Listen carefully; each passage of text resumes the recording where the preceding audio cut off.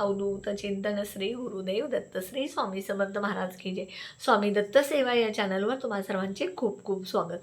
तुम्हा सर्वांचं आरोग्य उत्तमाचं राहू दे, राहिलेलं आयुष्य आरोग्यदायी जाऊ दे, तुम्हा सगळ्यांना दीर्घायुष्य मिळते अशी मी स्वामीचरणी प्रार्थना करते आणि माझ्या व्हिडिओला सुरुवात करते।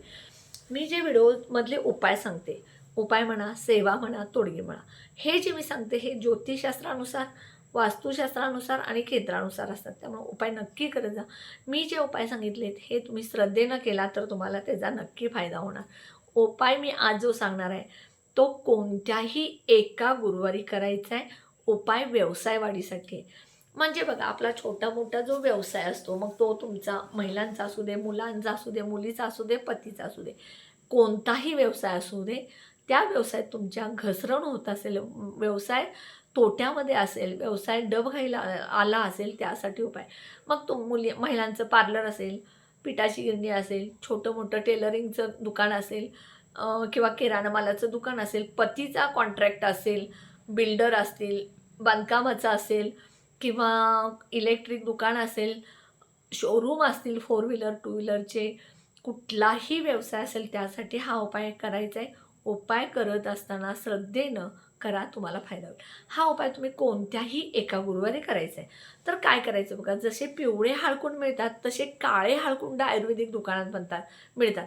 ते काळे 11 हळकुंड घ्यायचे, गोमती चक्र 11, एक चांदीचं छोटं नाणं घ्यायचं। तुम्ही सोन्या चांदीच्या दुकानामध्ये जाऊन तुम्ही चांदीचं एक नाणं द्या म्हटलं तर ते देतात। एक चांदीचं नाणं घ्यायचं, 11 पिवळ्या कवड्या घ्यायच्या आणि पिवळं कापड घ्यायचं। हे सगळं तुम्ही गुरुवारी सकाळी देवपूजा झाल्यानंतर करायचं आहे। हे सगळं साहित्य तुम्हाला सांगितलेलं, काळ्या हळकुंड, हळद, काळी हळद 11, पिवळ्या कवड्या 11, गोमती चक्र 11 आणि एक चांदीचं नाणं, हे सगळं त्या पिवळ्या कापडवरती ठेवायचं। कापड जे आहे ते सुती किंवा रेशमी घ्या, पॉलिस्टर वगैरे ते मिळतात ते घेऊ नका, कॉटनचं घ्या किंवा रेशमी घ्या।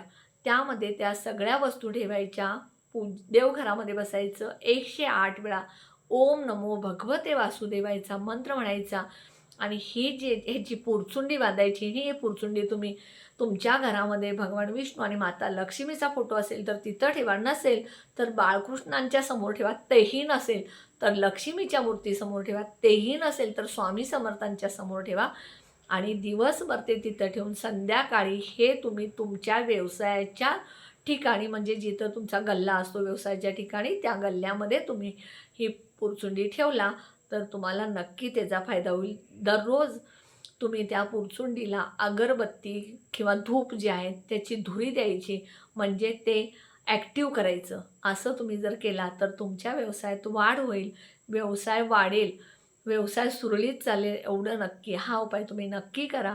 व्हिडिओ कसा वाटला कमेंटमध्ये सांगा। व्हिडिओला जास्तीत जास्त शेअर करा, लाईक करा, ऑल बटनला क्लिक करा, त्यामुळे माझे छोटे छोटे उपाय सेवा तोडगे करतील। आणि जे कोणी माझा व्हिडिओ नवीन बघत असेल त्यांनी माझ्या व्हिडिओला जास्तीत जास्त सबस्क्राईब करा। श्री स्वामी समर्थ।